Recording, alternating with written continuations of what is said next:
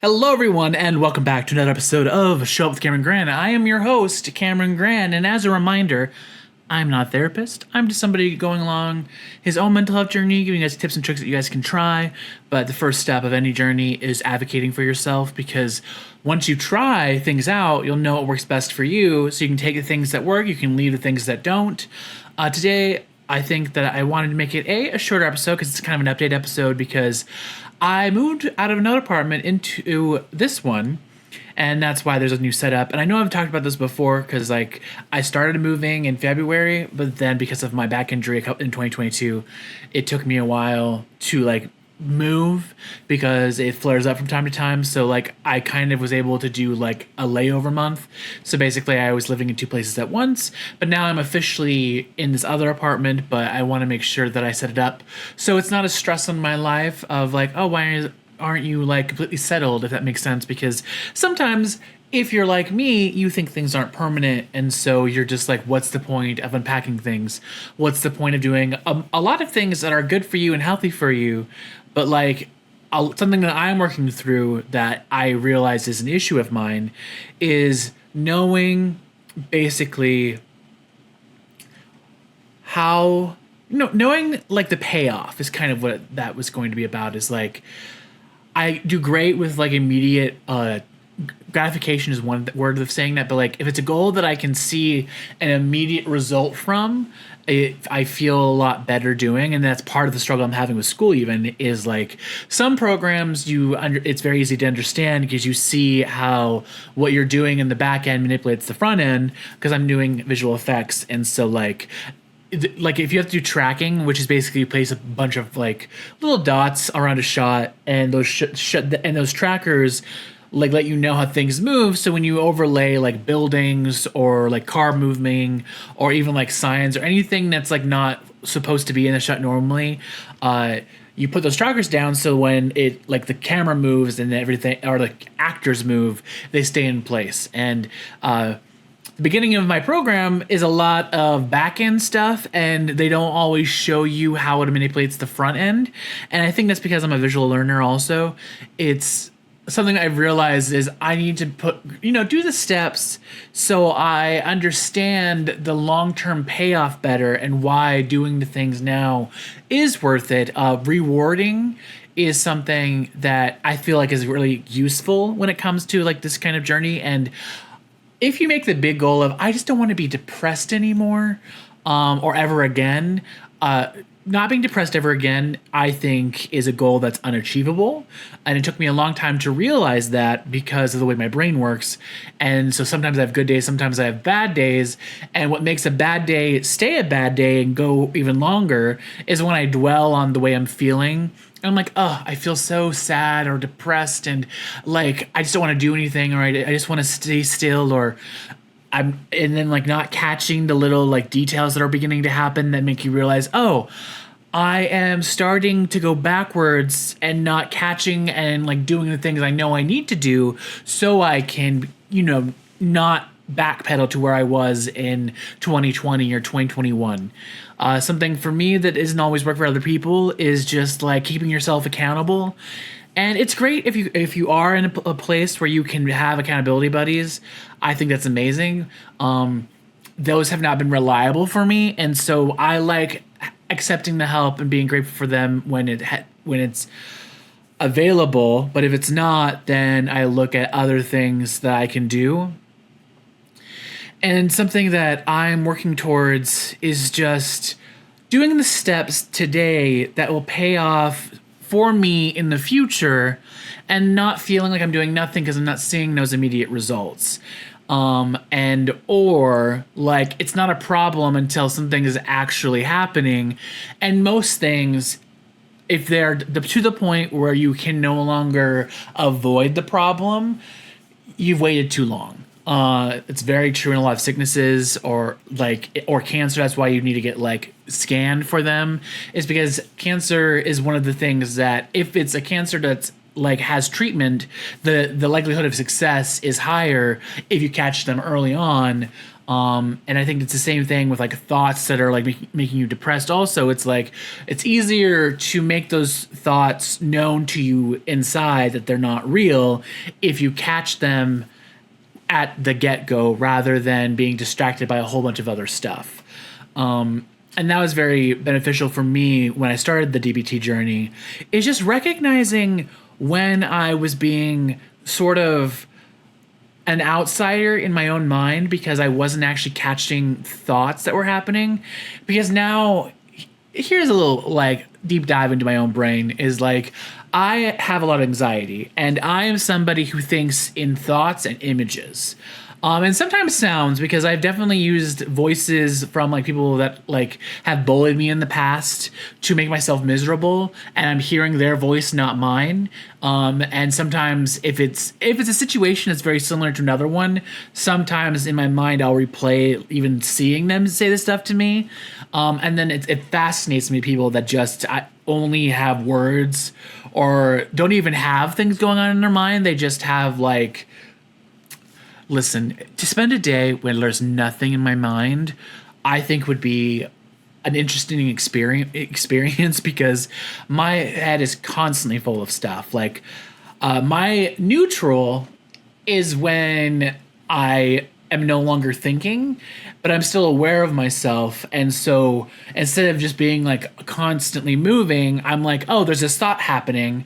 Do I want to embrace this thought, or do I want to like ignore it because it's not coming from me? Like, for instance, conditioning is something that I realized had happened at me at an early age, where like these things that were coming up in my head weren't truths, they weren't reality, they were false beliefs I had given to myself.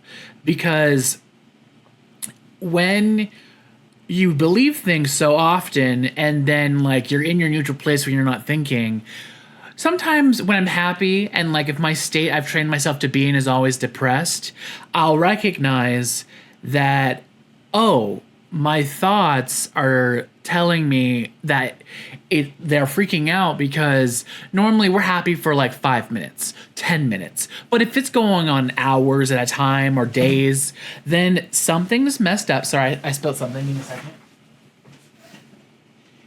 Ooh, that would have been an issue if I had not fixed that. So thank God that's my drink. I'm hiding it. But it's just one of those things where like, oh, when I'm not aware of myself, I fall back into the way that I train my brain to operate. And so when we're used to always being depressed, we don't catch the thoughts that are leading us down that path. Whereas when people say that there are good days and bad days, that's an admission of the fact that we can't control everything, no matter how much we wish we could. And so there are going to be days where we feel strong and independent and like in ourselves. And then there are going to be days where like things challenge us that either are outside stimuli or like just, things that upset us that aren't normal everyday occurrences. But they feel like how you feel like you felt when you dreaded depression. And so like that can happen, and then you're like, oh no, I'm going backwards. And something that I started to do was like, hey, this is something new that just happened. It's okay for this to happen today. It's if you stay in this and you don't try to improve or discover a different like way forward, that's when we have to consider other options. It's like, oh, I've always trained myself to believe a certain way, and now I'm concerned because I don't know what to do. And it's something that like a game plan is something that I was taught, where you're like, okay, so you now recognize, because you've been in those dark places that like you feel helpless in, can you function enough to actually like get a roadmap out? So like, oh, so like if you're over the peak, where you're in fight or flight mode and you're no longer able to operate something, what is stuff that you could have around ready for you in those moments to push you to do what you need to do? Because then you have things at the ready to in your worst moments when you're not thinking, rather than wishing that you had had the forethought in those moments and judging yourself for not doing so. And it's like a game plan is, I think can be a godsend, because literally there are times where I'm like, okay, I love movies, and a game plan of mine when I'm trying to get out of something is like go to a movie and just have like 2 hours of an escape. But if you're there's two sides to this, because there's a side of going, and if you go to a movie, and movies are 2 hours and sometimes more now, but if you go to that movie and in the entire 2 hours you're still thinking about your problems and your issues, then you're not really giving yourself the like release that you promised.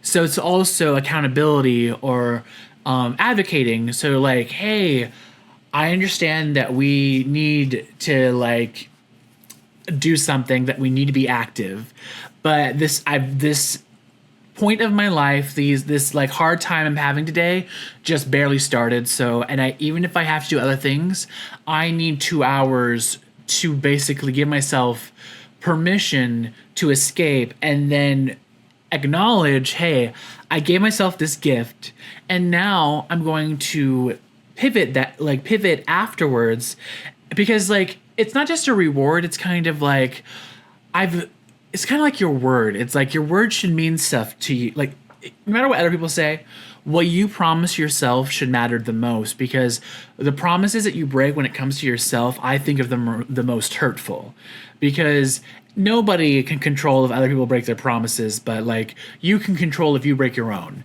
And that's when you're like, okay, well, this is what I need for myself.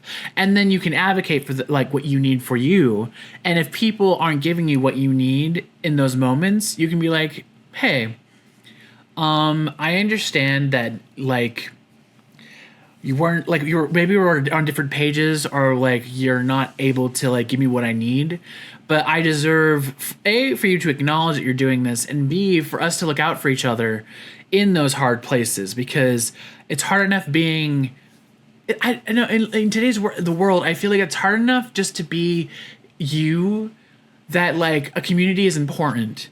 And when you have community, you can have people to bounce off like your worst fears, and to know is checking the facts is another DBT skill of like, am I overreacting? Or is this something that needs to have something down on the game plan for when it flares up? Is this something that I should let go? Or is this something that I need to address in this moment? For me, I do have anticipation anxiety. And I've learned that I need, even though it's hard, to develop the skill to just say what I mean right in the moment. Because thinking about like telling somebody I want to talk to you, or like spending all the like, if somebody else goes about their life, they don't spend a week and a half to when we decided to talk to each other thinking about our conversation or what us meeting together is going to look like. No, because that's not how we work. Like, at least not people I've talked to have not been the same way that I have, where I'm like every second, even if I'm doing other things, I'm thinking about this quote unquote confrontation, because I have to talk and like address real boundaries. And something that I also realize, because values is important, is like, what do I value? And something that I do value and I think is important is when I set a boundary, I need people in my life that will stick to those boundaries. If you don't like that, then if you don't like sticking to people's boundaries, then just be aware that you may lose friends that way. Because to me, boundaries is another word for respect. It's like, if I'm telling you something that is about me, I'm telling you that because I care about you. And so I'm not like expecting much from you. I'm just telling you, like, for me to be okay in our relationship, friendship, whatever it is, I need you to know this is why I'm either leaving a party early, or this is why I don't talk to your one friend. I'm trying to keep it cordial, but like, and this is, I say this if you have a best friend and they have another friend group that like maybe you don't get along with, but you love your best friend, so you're trying to be there for them, and just say, hey, like I do want to come and hang out with you, but like if you guys hang out like every weekend, like you play, if you hang out like Friday, Saturday, Sunday, be like, hey, I can't do all three the nights, but I could probably hang out with you guys on Friday, Saturday, or Sunday. Or if even a week, all 3 days every week for every month is too much, I'd be like, hey, I can hang out with you guys like twice in a month. That's about as much of my social boundary that I have. And I think it's important to do the work to dive into yourself, to know what you need to, because I think a lot of people think that boundary setting is about like attacking another person. And I don't think it is. It's you sharing the fact that you want to be in somebody else's life, but you have things for you that you need in order to be there for them. It's something why I've said before where like, happiness is not one-sided. If we're having a happy encounter, I think all parties involved should be happy. No, I'm not saying that we put on happy faces and we fake Christmas. I don't like fake Christmases where everyone chooses to like, oh, we're happy, we're smiley, this is what we have to do, it's Christmas. Christmas is amazing, it's a surprise. We are all supposed to be like on our best behavior and loving everybody no matter what people say or how crazy they get, or even if they're a complete jerk to me, we still have to be happy and smiley because it's Christmas. That's the kind of fake Christmases that I don't like, because if we're going to be a family and we're going to be united, that we need to be united and a family. Like, listen, I know I've talked about this before, but again, Fishes from the Bear, that episode, season 2, go watch it. Jamie Lee Curtis won an Emmy for it. But a big point of that is, if you're going through so much mental strain to put something on the table for your family, I think that you owe it to your family to talk to them and just say, hey, I would love to do this for you guys. It's something that I do love doing, but it is very stressful for me. And because in that episode, instead of telling her family that it stresses her out, she like uses vices like alcohol and smoking and other things to not tell her family how much of a burden it puts on her to do this for them. Why? Because as a mother, mothers are supposed to do amazing Thanksgivings and Christmases for their family. And if they make any of that like facade show while they're doing that, it makes them feel like they ruin Christmas. Because something that bothered me with my mom is that she wanted to give us dream Christmases, but then would lie to do that. Like, there are many times where I'm like, oh, I never got for anything for Christmas, and it made me sad when I left and went to college. And then she was like, oh, I get you this, and she sent me something, and I'm like, oh, that was really nice of you, I appreciate it. And then other people in my family would call and be like, are you okay? I'm so like, what happened? Because mom was telling me that like, if you didn't get this money, something really bad was gonna happen. And I was like, what? She told me that she just wanted to give me something as like a Merry Christmas. And like, to make my Christmas brighter, she told these like crazy lies to get things from people. And I'm like, no. If you don't have the means, it's okay to not have the means. We like, I am fine, mother. Christmases are hard for me because I don't like the lengths people go to put like the falsehoods into a reality, if that makes sense. Like, we don't want to let the children know that it's very tight this Christmas. Like, I think that what I love most about Christmas was spending time with my family and like getting to know them, because especially when you're a parent, as a kid, I noticed that the only time I really got to see my parents a lot was when it was the holiday and they had weeks off from work or days off just before those 2 holidays. So we got to really talk and hear from them and get to know them. And something that I don't like when you talk to like a family member who might be older than you, and like there's the whole elder syndrome where they think that they have to put up a front because they're supposed to be wiser than you, so they don't want to like open the door and you see that, oh, they're not as wise as they pretend to be. And if they're not that wise, just own it. It's like, we're all human and we're all on this earth for only so much time, and even if history teaches us lessons, we are not going to be exposed to every single thing that's ever happened in humanity. I wish that was a real thing and it wasn't just a spell that Willow cast in Buffy the Vampire Slayer, or Charmed even. I wish that those things were real, because I think all knowledge was accessible, I think the world might be a better place, because then we wouldn't be just going off of our emotions or like our life experience based off of how certain people treated us. It took me so long to realize that there are 7 billion people on this planet, maybe more. I have not met even 100 people. I don't think. Maybe I've met, but I've never, like, I mean, on a close level, I've not met that many people. And so we get locked in on our families of like 5 or like more, or like 3 if you're a really small family. And we think that the entire world operates on how our family operates. And an echo chamber is like, I think, and if you're in a religion or something, it's not a problem to have certain values. It's more of the fact that, like, if you have those values, own that you value them. But when you talk to others who are outside of it, listen and be like, okay, how do they experience the world? And approach it with curiosity. How do they, like, what do they need? What do they cherish? What do they, like, how do they decide what is important day to day, or what they have to do for them and their families, and like what brings them joy, what makes them feel like they have a successful family dynamic, or like if you're in a relationship, what parts of it make you feel like the proudest. Because to me, I always feel like it's when you're locked in together and you're experiencing something and you're happy that you're with somebody and you're locking into this moment that not everybody gets to experience.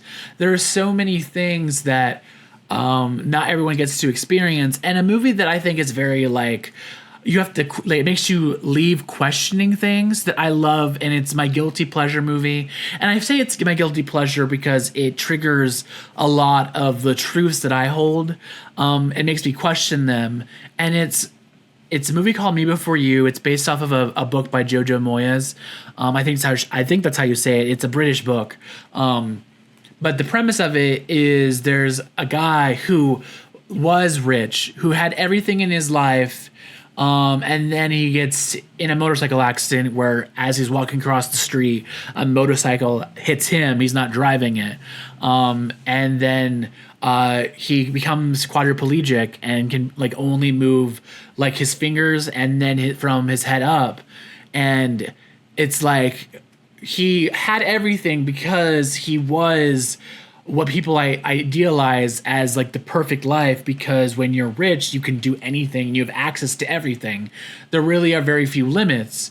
And the question, like, I think it's a philosophical question of the film is, after he becomes quadriplegic, is the life he lives now worth it? Especially because he's in a lot of pain and it's constant and it's growing every day. Or should he, because in the film he goes to Switzerland and like, he's planning to go to Switzerland and like to end his own life. That's the premise of Me Before You. And Emilia Clarke's in it, and she plays Louisa Clark. Ironic that it's the same last name. And while she's there, she discovers that she gets hired because Will had an attempt on his life that he did himself, and so she's there to kind of watch him to make sure he doesn't do it again, because he agreed to give his family some time to like realize if he can succeed in like his new way of being, even though he's in his 30s and he had the world, and like the two different sides of life don't match. And like when you had everything and you were like this person that could do anything, is this quality of life that you never would have lived had this accident not happened worth staying? And that's kind of the question that they play out, and it was highly debatable because it's like doctor attempt, like assisted suicide, and whether or not it's like actually right or not. And it plays with that, and I think it's a beautiful tragedy. And it reminds me of like, because the big hits from William Shakespeare are tragedies. But what I love about certain filmmakers and certain films is not only are you seeing these characters live out their lives, but they're making you think about that juxtaposition, like that state of being. And also, it's also about like not taking the time to realize your daily blessings because you're accustomed to something, and so you think that you can't find joy in everyday things because those everyday things weren't everyday things for you because of your privilege, basically. And I this time watching was the first time I ever like had an issue with the end of the film. And I don't feel like it, I'm not. I don't consider that a spoiler because I feel like the trailer itself kind of sets you up for. It is about someone trying to convince someone that life is worth living, but also allowing people to make their own choices. And so I know it's something that I love so much because what I love about film when when it's done successfully is it puts you as the viewer into a mindset that you will never have, fingers crossed, to make you question just philosophically, what would you do? Is this right? Is this wrong? Not to judge it, but to watch this experience happen and then walk away being like, okay, so if this ever happened to me, I would not do this. This is not a choice that I would make no matter what happened. I don't understand, but that's what he chose. And I will tell you this about this film. I have never done this ever. I've watched films multiple times in theaters, but Me Before You is the first time watching a movie where I watched it entirely and I was walking out the door and I was going to head home, and then I was like, that movie was so good and it like made me feel so seen about all these feelings that I was having I didn't know how to express, and like the questions I needed to ask, it was kind of highlighting the questions I should ask to help myself be better. And so like, you know, to prepare and like know what I need to avoid those thoughts. And so I literally turned around in like the AMC I was watching it at, and I was like, you know what? I don't care that I just watched this movie. I'm going to watch this movie again because that's how impactful I felt it was to my state of being at that time in my life. And that was like 4 hours of my time, and I thought that it was the most worthy like choice I'd ever make for myself in New York City. And it is a beautiful, because it plays out as a comedy, romantic. It's like it has everything that you have in life, but it makes you see all of that and like question. And then like it took me until my last viewing to realize that his like ex-lover, Will's ex-lover, is played by Vanessa Kirby, who I've seen recently a lot, but I've only recently started to recognize her name and her face. But then I was like, I love this movie. I loved it for a long time. I cannot believe that this movie that I love, that I go to a lot to rewatch, is her. Because she's playing Susan Storm, who is one of my favorite superheroes of all time. Ironic that most of my favorite superheroes of all time are all women. So, I mean, you know, do with that what you will, but it's just ironic that she's playing one of my favorite superheroes of all time. Jessica Alba, love her as well. I feel sorry because I love all the Fantastic Four movies that were done by Fox. But she went through a lot to make those films, and it's something that I'm trying to just rationalize. I'm like, wow, I love films, and we're doing better than we were, but we have a long way to go to fix toxicity that exists in just the film industry in general. But also this like rewatching, because like it's like when you look at the things that you believed about yourself, you start to pick up the beliefs that you garnered from other people. And something that I've now known about myself in recent years is that I love people so much, and I think I do that too quickly, and I'm trying to figure out how to navigate like doing that slowly because it's hard for me. But when I let people in that deeply and they hurt me, it kind of makes it so like this part of myself shuts down, because if this person that I love so much makes me feel worthless about this thing that I do love, is it worth my time, or should I just not operate at all? Like, ironic that Susan Storm is one of my favorite characters because I've used interfamily therapy, and there's this stopper that I have in myself that is like, if things start to become too much, I just stop and I don't do anything because my brain feels overstimulated. And I've always called that, because I didn't know the actual term for it, that's Sue. Because Sue like is a force field against herself and things that would do her harm, and it keeps her in one place safe, but not really able to do much because while you're in a force field, you can't really do anything unless you put the force field down. And that was just something that I've talked about before, but like, is something that is flaring up more, and I'm working on changing because I love things. Like the reason why I am in school for visual effects and CGI is I have a plan that I want to execute for myself going forward. But B, I growing up, I love visual effects. I used to play around, and then I spoke to people, and they made me feel less than for spending my time doing that sort of thing. And so I shut myself off to prevent this pain from happening by outside stimulant, because I sacrificed my own happiness to not be a bother on somebody else's experience. And normally I would say to make it so they're not unhappy, but I don't think what I was doing was even a register to them. It was just annoying to them, but they laid it out as though me doing it was the worst thing ever. And that was something that I had to work through and be like, oh, okay, well, this could be something that I could let become a reality, or I can navigate through it and not accept outside stimulants to influence who I am at my core. It's kind of like a great example of like inner family therapy is like Inside Out. I've talked about that multiple times on this podcast. But it's like the second Inside Out is like when you have emotions trying to run it and trying to choose who you are at your core, it leads you to become somebody that you're not and to make choices that are not only bad for you, but are not hard thought out, that could lead to danger for you or somebody else, because you're going solely off of emotion and not giving yourself time to process what you're feeling, to then like address what is happening in the moment with better grounds for what you're choosing to do. It's like when we're kids, like very young, we start doing things and then we realize, oh, that was an extreme reaction, and I did that at 100, and that person I yelled at was like at a 5 when they were being rude. So they didn't deserve 100% aggression. I should match them at their 5%, but I should not give them 100 when they only gave me 5. That doesn't seem right. It's those kind of things when you are able to step outside of your emotional state and like process the thoughts that are going in and out of your brain. Because that's where I started this episode, was like talking about the difference between your own thoughts and the thoughts you've conditioned yourself to have.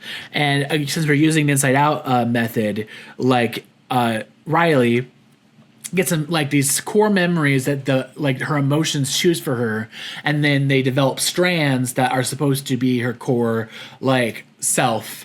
But they're the ones choosing what is a good thing and what is a bad thing.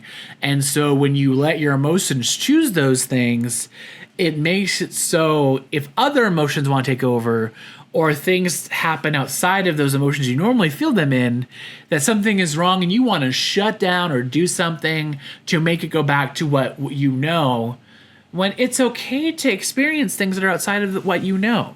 Like, I think it's so beautiful and so important to recognize that we are all different.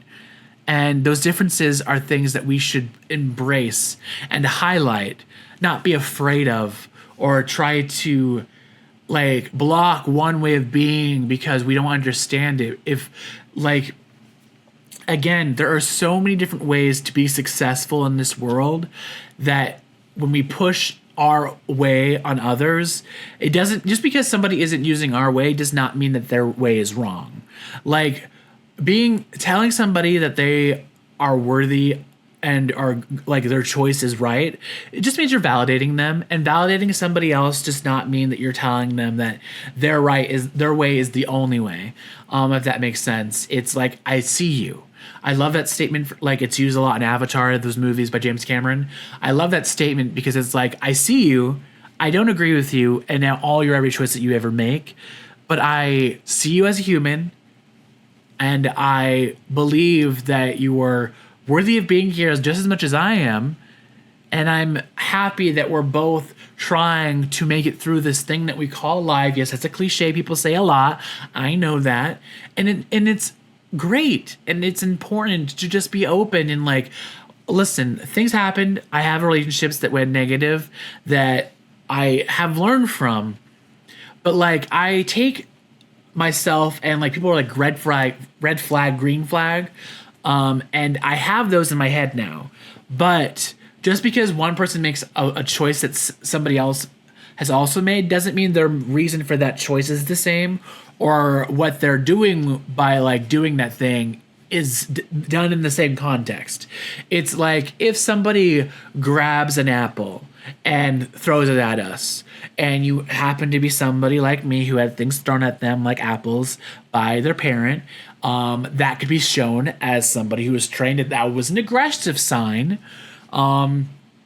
because it usually led to more anger.